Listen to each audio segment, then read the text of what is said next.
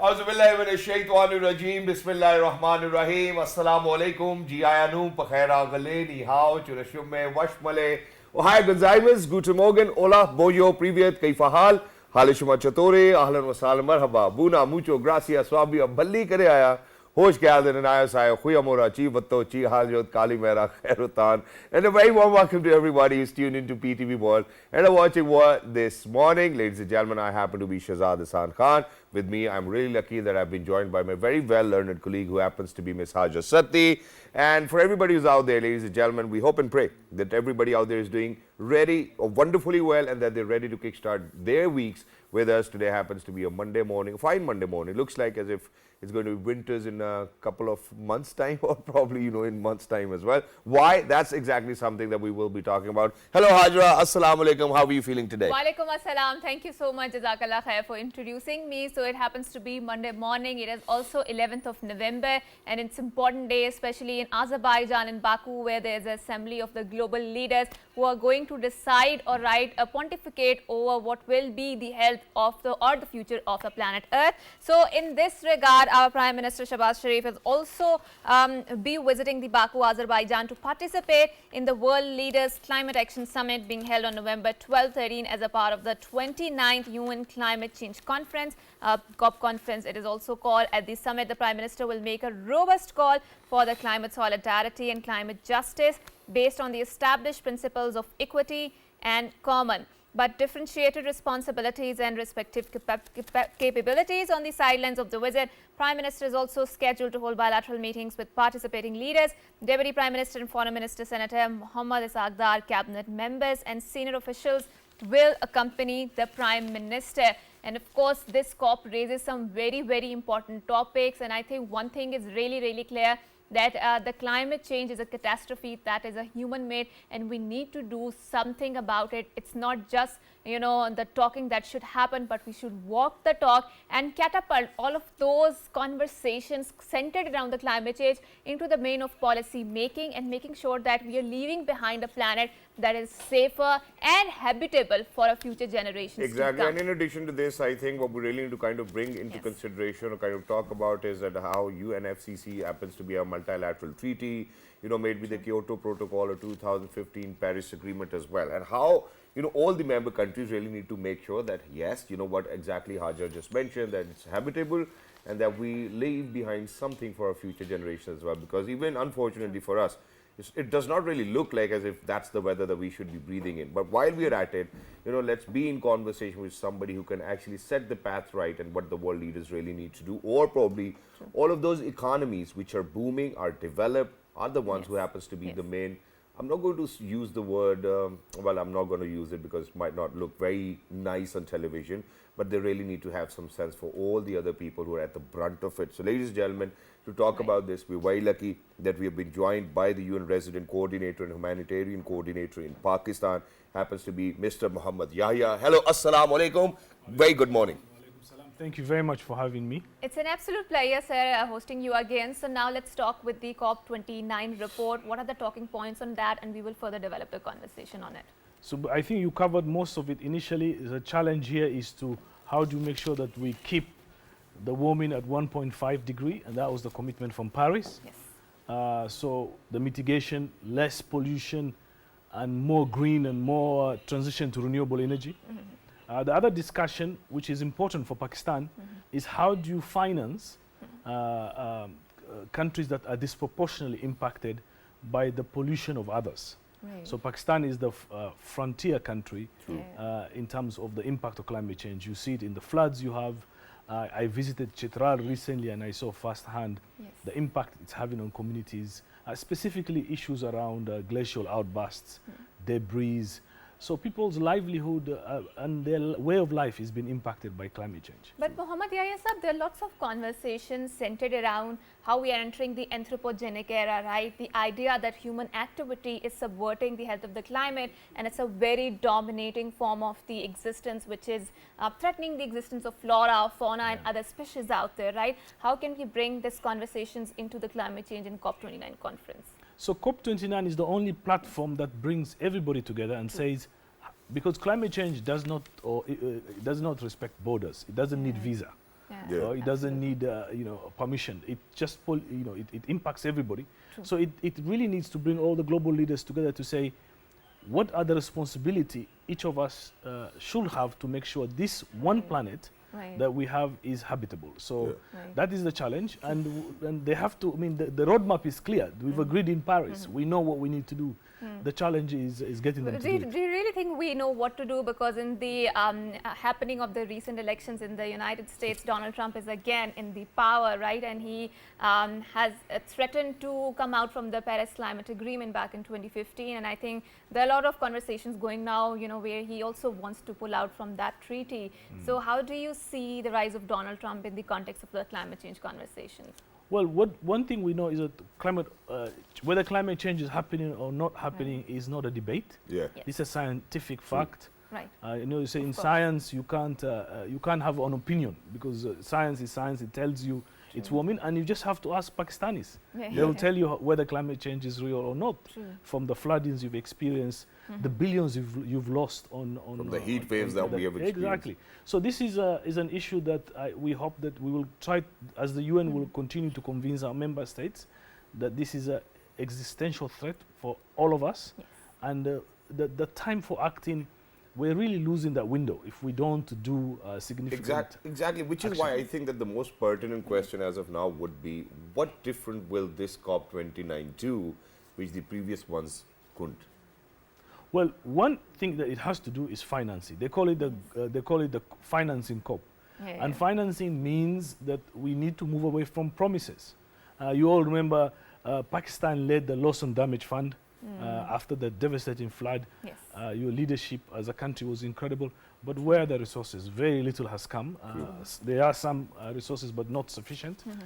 So it has to really be a COP of action, and a COP where we push the reducing emission, but also we finance countries that are impacted. Right. And Mohamed, since you mentioned the concept of the climate finance, right, and our Prime Minister also highlighted that the concept of the common but differentiated responsibilities, right, which means that the richer countries who are polluting the environment, planet more, has a more responsibility towards averting this catastrophe, right? Absolutely. How much galvanization do you think we can have on this issue? Because where finances are involved, there's a lot of politics, there's a lot of nationalism which creeps into this concept, because countries wants to invest on themselves rather than having this global initiative of funding the global campaigns, right? How much do you think we will galvanize on this concept?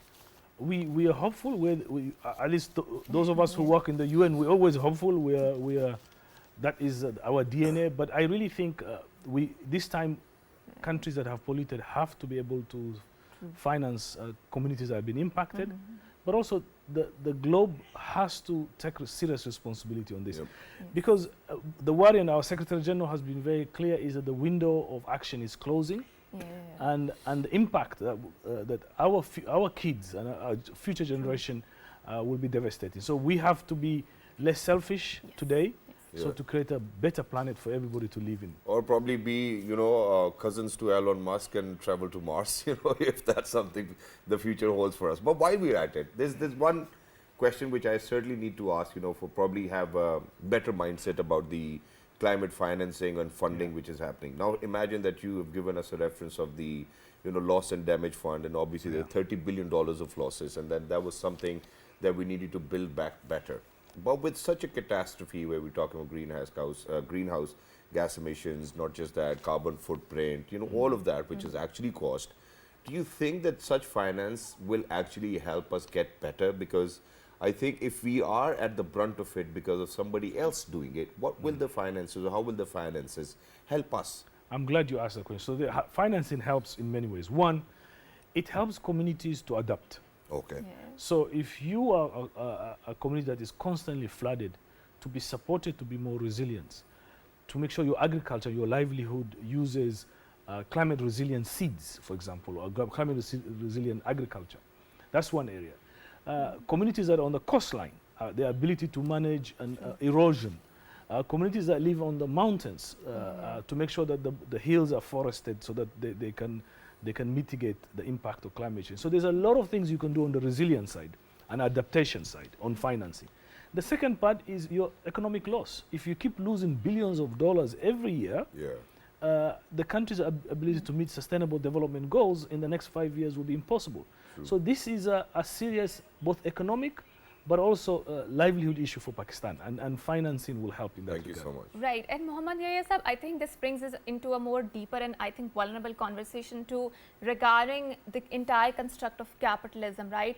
So it was the capitalism essentially accompanied by the industrialization that brought the health of the planet to this stage. Do you think we will be able to question the deeper roots of the capitalism in this climate change conversations? Because, you know, to question the capitalism of a very unhealthy, unsustainable way of living, we will be better able to project our trajectories in a way that is more sustainable in the first place. Do you think it's possible? Absolutely, and this is why the national determined contribution, investing in energy and energy transition.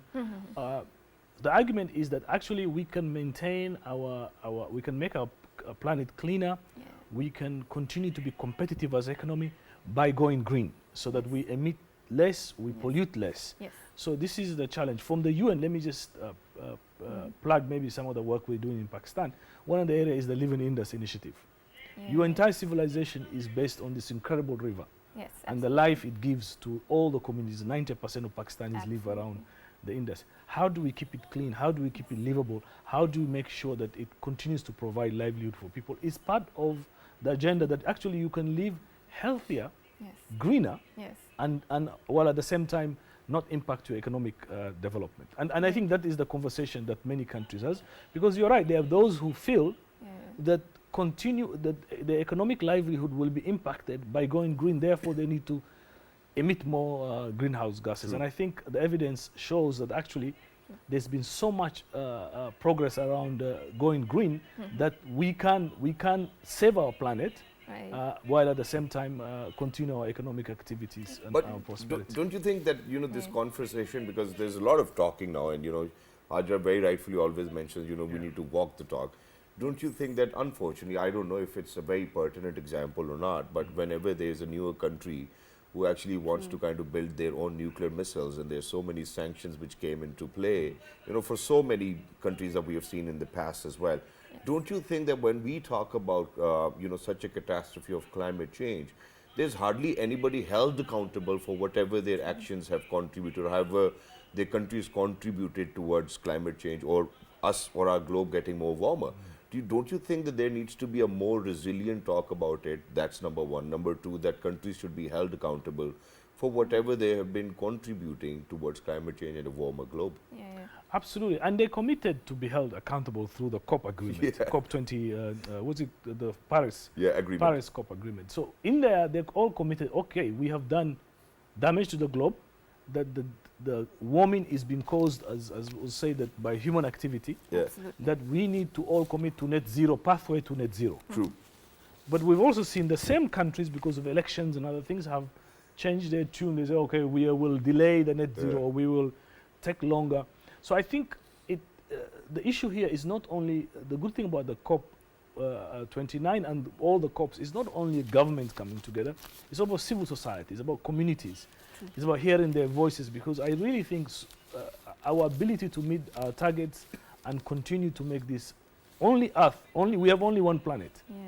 I know there are those who have ambitions going to other planets, good luck, but for now we only know this one. How do we keep it habitable for all of us is the challenge. And I just want to say, all the Pakistanis who are watching, each individual has a role to play. True.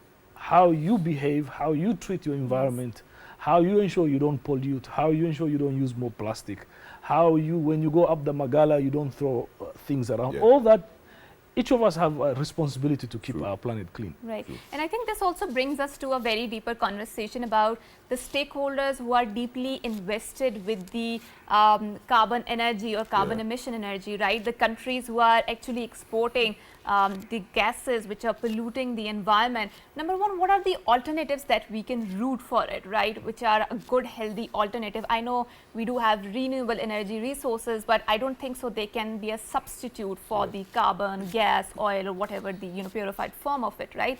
And secondly, do you think because they are benefiting from that, it's a $1 trillion economy, we can call into the questions or the challenges that when we talk about implementing, net zero future? Absolutely. There's been a lot of progress on the renewable side. I mean, since I've been in Pakistan, I see a lot of Pakistanis with solar panels on top of their houses. So there's been a lot of progress. But you're right, there need to be much more deeper progress on batteries and how batteries are manufactured.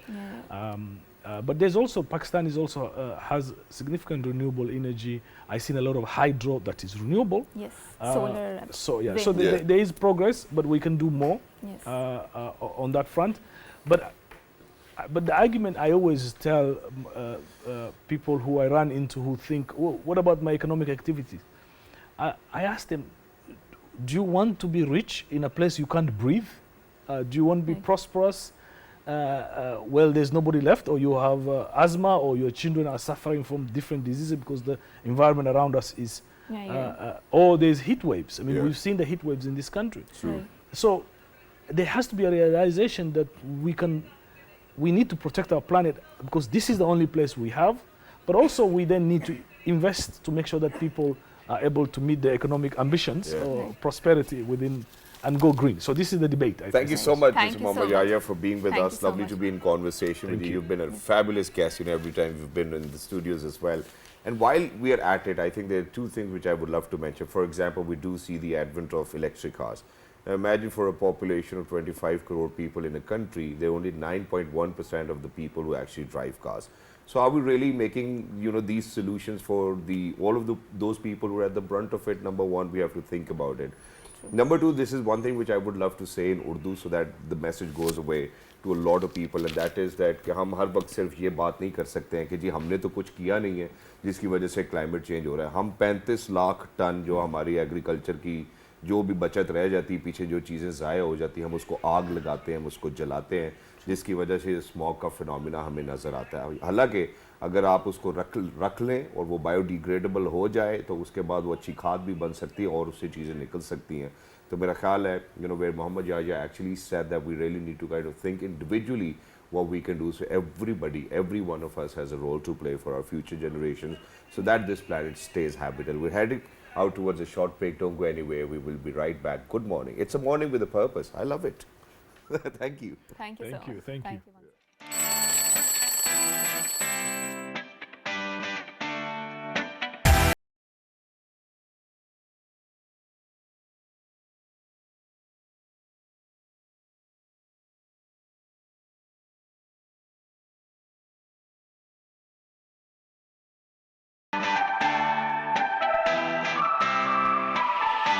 Right, ladies and gentlemen, welcome back. Thank you so much for staying tuned. We were talking about, COP29, which is taking place, where all the global leaders are going to come together, make sure that they figure out a way how to not warm the globe so much that we can still live on this planet. But while we're at it, ladies and gentlemen, there's a good news, which in fact, we would want to share with our people out there as well. By this time, I think you must be aware of it. But after 2002, in 2024, November, ladies and gentlemen, Pakistan cricket team was able to defeat the one-day international champions, Australia, in Australia, and I think nobody could keep calm about this as well. I think that the performances that we have seen recently, obviously, certainly it was a great news because of the fact that imagine that Mohammad Rizwan was just named the skipper for the white ball format as well, and for him to lead the playing 11 and then get a victory is something which was amazing. Pakistan beat Aussies by 8 wickets in third ODI to clinch the series 2-1. Pakistan clinched one-day international series in Australia after 22 years, beating Kangaroos by 8 wickets in the third one-dayer in Perth to clinch series 2-1. Pakistani pace bowlers performed brilliantly once again as Australia bowled out for 140 runs in 31.5 overs. And to be honest, I think that the Premier of the Islamic Republic of Pakistan, the President, everybody congratulated the team. And it's a marvelous performance. So imagine that from 2021 till 2024, we had 27 coaching staff and, the selection committee people changed.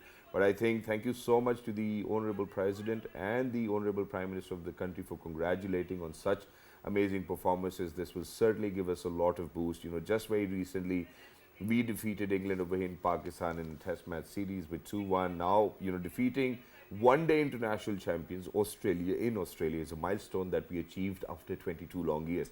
So congratulations, Team Green, and may you continue to strive for excellence. And I think that the changes that we saw recently in the name of Aleem Dar, Azhar Ali and Aqib Javed truly needs to be crowned for the kind of performances that we have given in Australia or maybe in Pakistan against England. Right, and wow, that's called the performance now. And now moving to another story where we are remembering today Nayyar's death anniversary, who was a famous playback singer whose death anniversary is being observed today. He started his professional career as an English teacher in the University of Punjab. He sang countless songs in the entertainment industry, which are still being heard and sung today. He dominated the 80s with his beautiful voice and singing talents, and his songs were considered the guarantors of the film's success. He also won the prestigious Nagar Award for the 5 times, and he died in Lahore of the cardiac arrest. Inna lillahi wa inna ilaihi rajiun. And now moving to another very important topic, that garnered a lot of views on the TikTok, because there was a clip that went viral on the TikTok, and that was about Andrew Garfield, who was an actor. He appeared in the famous Spider-Man franchises, where he went promoting his movie, and he was having this conversation with the Elmo from the Sesame Street. And Sesame Street was one of my favorite cartoon series, because my mother was an educator, so she made sure that we watch it. So we want to discuss and listen to this clip. So if we can have that voice too. Okay, so we are trying to figure it out. So Andrew Garfield talked about how he actually misses his mother a lot, because she passed away because of the pancreatic cancers back in 2019, and it's 2024, and he still yearns for it. He still misses how she used to give him hugs, and the way Elmo asked him, it was a very emotional way. And I think we don't talk a lot about the grief, that too in the younger people, and that is still considered a major public health issue. So Shahzad, I think from your point of the view, I would really want to ask that when we talk about the grief, why don't people express it, and especially when it comes to men, because I don't think so they have a lot of healthy venting mechanisms through which they can express their emotions, because being emotional is considered very feminine, not masculine enough. How did we come through this notion? I think there are two things, so obviously it took me time to kind of learn about it. Now imagine that, as I devoted myself towards my religion and Allah Almighty, so Allah always tells you that, rather than sharing it with anybody else, come share it with me and I will look after you really, very well. I think that's one notion and concept which actually helps us quite a lot. But talking about the very unfortunate masculine side to a man is that if God forbid, that we try to share our grief with someone, they take us for a weaker being. And that's exactly which I would want to highlight. And thank you so much for bringing this conversation up, that when you share your griefs or your pain in life with a friend of yours, or with a family member of yours, obviously you need to know who you need to share them with, so that they're not going to take advantage of it. Yes. You actually feel better the next morning. And that's something that I would want. Right? And I would want people to understand it, that to have a calmer brain, you really need to talk about the challenges that you face in your life, maybe with your parents, maybe with your partner, maybe anybody whom you trust on. But for people to not understand in our part of the world that, okay, this man is grieving because of whatever issues that he's going through, sorry, or she's going through, and then taking them or taking advantage of them or taking them for a weaker being is something which we really need to kind of negate this. And that's exactly the sole reason why we are having this conversation. Right, and I think we will continue to have these sort of conversations, because it is very much important in order to have a healthy emotional regulation. But I think I would like to move forward towards a very important segment and topic that really excites me a lot, that is related to the literature. And we are going to talk someone who has been a pioneer in Pakistan in initiating the concepts of the literature festivals, and the way she amalgamates different topics in a 2 or 3 day event, or the literature series or literature festivals is very amazing, because that sparks the necessary conversations that we need in Pakistan, and it also showcases a lot of literary talents that come across. And I think it's very, very important to have those sort of spaces in Pakistan where we can express and have that guided, well-informed intellectual conversations that raises our bar high. So we are very glad that we have been joined by Miss Ameena Saiyid. She is the founder and the director of the Adab Festival. Assalamu alaikum, Miss Ameena, and thank you so much for joining us. Walaikum salam. Thank you for inviting me. No, Miss it's wonderful. Thank you so much for taking out time and being a part of our Yes. program. So first things first, Adab Festival, whose brainchild was it, and how is it going, or how was it? It was wonderful. It concluded last night. We have actually changed the format because when I started the Literature Festival movement 14 years ago, it used to be for 3 days, 4 days, and there were multiple panels at the same times happening simultaneously.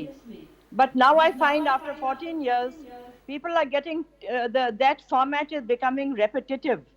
So now we have changed it, and it used to be once a year. Now we have it 3 or 4 times a year, but a 1 day festival and with just 1 or 2 parallel sessions going on.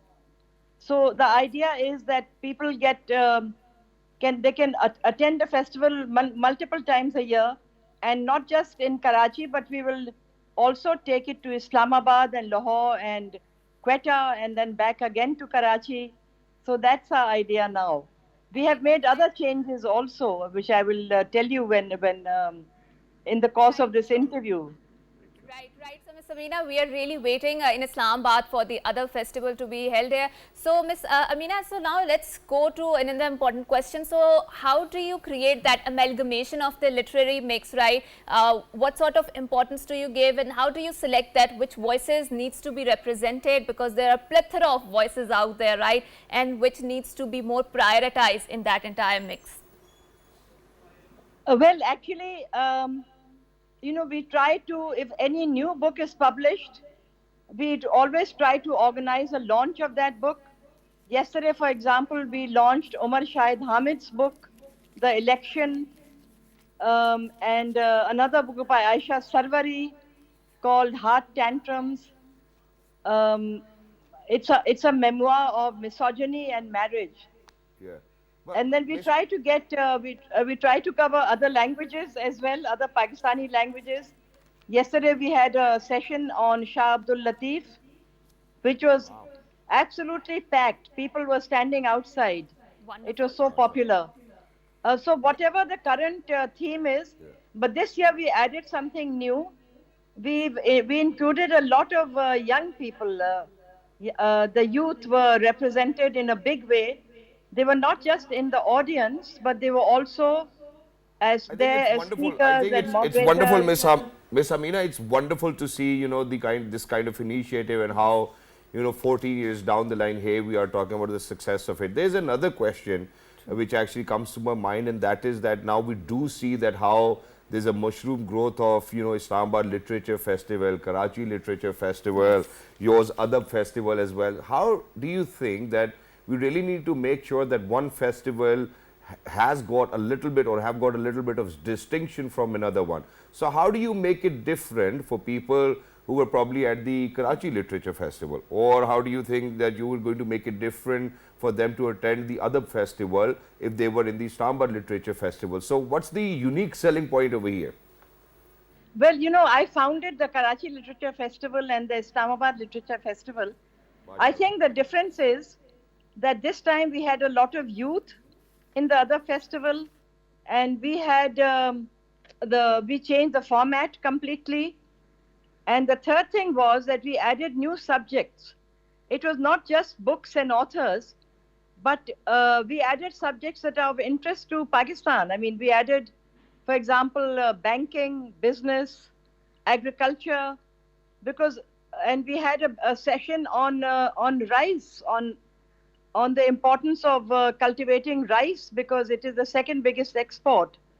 And we had Mr. Faisal Jahangir Malik, of the rice farmer from Hafizabad in Punjab, because we feel that we will get people who are interested in these subjects, which are not really literary, but when they come to the festival, they will develop an interest in literature.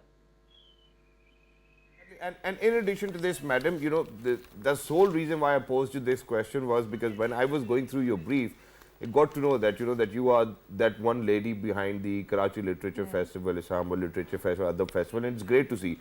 How do you think that in days to come we will be able to gauge the impact of these festivals, and how do you think that us as youngsters of the country need to take it forward? True. Well, you know, we have invited a lot of youth who were there as moderators, speakers, even as organizers. And that is the whole idea, that I want to pass the baton on to the next generation. And by involving them in the festival, they're getting a lot of confidence and they're getting training to do this further. And I'm very happy to tell you that we are organizing the other festival in Islamabad on the 22nd of December. Right. So, Ms. Ameena, one last question before we wrap up this segment. So, since you're talking about the having a lot of younger voices or younger people into the Adab festival, so when we talk about the literary habits of the younger people, I've seen this phenomena that the attention spans has shrinked a lot. And in the UK, in the Western world, so there's a concept of short books, right? Yeah. So, usually there are 90 pages or 100 pages. Do you see the same sort of changes which our writers are realizing it, because you have invested with the idea of the literary festivals, you've been associated with the Oxford University Press. How do you see this transition and the change in the literary habits of the younger consumers or the modern consumers, I would say? Well, I think not. Yes, I think it's good to have a shorter novel. I mean, maybe 100. I would say the ideal size, from my point of view, is about 200 pages, 2 to 200 pages. But you know, if the book is gripping, and if it is tightly edited so that it's not the passages are not rambling, I think the reader can be engaged. But another way to engage the reader, which is why I started these festivals, was to somehow connect them with the writers. And when they interact with writers, there were so many questions yesterday at our festivals. Our sessions are interactive, and the audience was raising their hands and asking questions. Then they were chasing the authors with copies of their books, asking them to sign them. And in the process, while they were signing them, they exchanged a couple of words. I think this is what gives readers, it develops an interest in them. Yes. And yesterday at the Adab festival, we gave 3 awards: the best English writing award, the best Urdu writing award, and the best Sindhi writing award. Wow. And I think these awards also engage the audience. They feel if a book has got an award, let's read it. So actually, you know, in order to make a book popular and to get children and everyone actually reading, we have to create a big hype about it. And that is the whole idea of literature festivals, to create this kind of buzz and hype. Right, thank you so much, Ms. Ameena Saiyid, for being the pioneer in the literary field, and especially it's a fresh breather for a lot of people who are predicting the death of the book, because the reading culture is slowly fading away or dying, I would like to say. So now moving on to, because this happens to be the 11th of November and it is the week of Science and Peace. So the International Week of Science and Peace is being observed globally from November 5th till 15, 2024, promoting the role of science and technology in fostering peace and international cooperation. This annual event has been celebrated since its official recognition by United Nations General Assembly in 1988 under the resolution 4361. And I think it's essential that how can we use the science or exploit these sciences in the favor of the humanity, not for the destruction of humanity. And I've got an example for that. Now imagine what if I told you that caterpillar fungus may help reduce cancer cells growth rate. Yeah, I think that's how you can take advantage of science, because a new study has found that a chemical compound derived from a caterpillar fungus known as cordycepin may help reduce cancer cell growth rates. Yeah. The compound works by inhibiting growth signals to promote cell proliferation. This discovery could lead to the development of new cancer treatments that are less damaging to healthy tissues. Wow, that's how you take advantage of science. That's wonderful. And speaking of how humans are interacting with the animal species, so there's a largest chicken-shaped hotel in the world. In the Philippines, a quirky hotel has taken shape, and that Highline Resort's giant chicken building stands 34.9 meters tall, making it the largest building shaped like chicken in the world. Wow. Designed by the Ricardo Tan, the building just took 456 days to complete, and features 15 rooms, a wave pool, and more. So, Shahzad, would you like to visit this, chicken shaped hotel in the Philippines? I mean, why not? I mean, I would love to be there. I think I need a vacation anyways. I think you need a vacation too. Yeah, absolutely. And someone is also preparing for the vacation. So that's wonderful. And I think I want to get the visa though. Yeah. You did not? I mean, not right now. Okay, it's still in process. Yeah, they really take the time for processing and all of that stuff. But I think we mentioned about the health of the planet Earth earlier in the program, and how it is essential that we galvanize our entire conversation into tackling the poisonous air that we are breathing. And we, the residents of Islamabad and Rawalpindi, who are living at the footsteps of the Maghra Hills, we are not even safe from that poisonous grey skies, because I was watching yesterday and Sunday, I could not see the sun, and that was never the case. I couldn't see the Maghra Hills, even though they're just 50 meters away from me. Yes, of course. Visibility has reduced. We have a polluted, darker skies. We need to do something about it, because you can literally feel that poisonous particles in your mouth, in your tongue. We can feel it, right? So, and I think government of Pakistan is taking a lot of steps. Punjab government specifically is really focused on tackling the issue of the smog. So, in order to talk about the health impacts of the smog and how we can protect ourselves from the smog, we are very glad that we have been joined by pulmonologist Dr. Sohail Akhtar. Assalamu alaikum, sir, and thank you so much for joining us on World this morning. Wa alaikum assalam. Thanks for inviting. Right, Dr. Sohail, we are witnessing in the capital city, so there's I don't know, a lot of people are experiencing some sort of digestive issues. There is some sort of bug in the stomach which is really affecting the health of the people. So is it linked to the smog, and what are some of the adverse effects that we are witnessing because of the smog on our health system? I'm not a gastrointestinal expert, but I know that the smog affects the whole body, not only the respiratory system, cardiovascular system, nervous system, but also the gut. So it is quite possible that some of, if not all, the dyspepsia or stomach disorders may be related to smog. Exactly. But sir, in addition to this, I think we need a lot of dialogue on to, how people really need to protect themselves. Now imagine for people who live in Lahore, people who live in Multan, imagine the air quality index has gone up to 1900, where after 400 or 200 you are supposed to shut down the entire city. Yes. How do you think we need to protect our lungs? How do you think that we need to protect our throats? Because that's something that we certainly are not aware about. Yes, in fact, the smog is the problem number one amongst at least health these days in Pakistan. There is no doubt. But what is more unfortunate is that this is not the first time, and it occurs repeatedly, and yet we are not able to contain it or fight against it. The smog health effects are tremendous. Pakistan's figures are probably one of the worst in the world. It affects lives, it kills people, it affects the lungs and the hearts and the nervous system. It can cause cancers in the long run and whatnot. We obviously need to do a lot about it. What I see as an individual, as a doctor, is that it is beyond individuals' controls. No single person, no organization, no institution can control it, because it's a societal problem. It's a countrywide problem, regional problem, and it occurs every year, and it occurs around the globe. Pakistan and Indo-Pakistan and South Asia may be the worst affected, but the phenomenon is worldwide. So what we need to do is to do actions at all levels. As individuals, we should see our practices of burning the waste.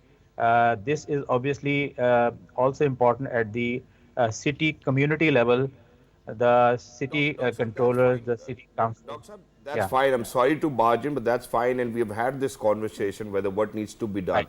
But how do you think us individually, we can protect ourselves? Do you think that we need to wear masks? Do you think that there needs to be a bit of precipitation within our own houses? What sort of devices should we use, which can actually help us have or probably breathe in cleaner air? Can you help us guide through that? Well, these protective measures, which have been pretty popular in the last few days or weeks, are actually emergency measures.